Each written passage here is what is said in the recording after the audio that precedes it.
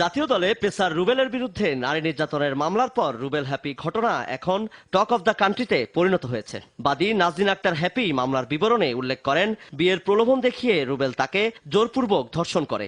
এ খবরে আলোড়ন সৃষ্টি হয় গোটা দেশ জুড়ে। গণমাধ্যম কর্মীরা রুবেলের সঙ্গে যোগাযোগের চেষ্টা করেও ব্যর্থ হয়।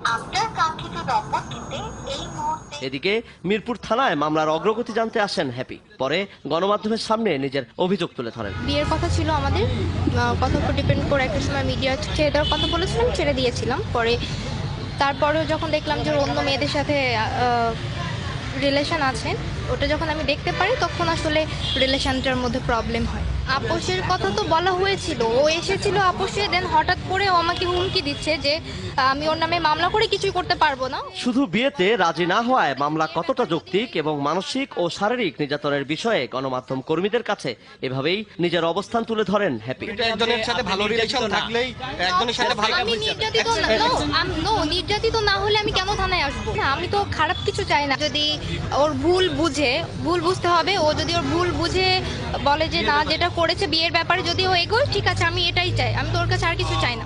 বিশ্বকাপ স্কোয়াডে ডাক পাওয়া এই পেসারের বিরুদ্ধে আইনি প্রক্রিয়ার ব্যাপারে কথা বলেন এই পুলিশ কর্মকর্তা। সে মামলা তো যেদিন হয়েছে সেই দিনই আদালতে চলে গিয়েছে।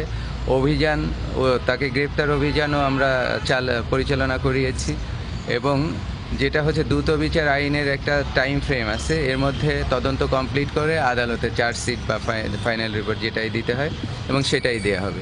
মিরপুরের মেয়ে হ্যাপি জানান, 9 মাস আগে রুবেলের সঙ্গে পরিচয় হয় তার, এরপর প্রণয়। এদিকে মামলার পর থেকে পলাতক রয়েছেন রুবেল।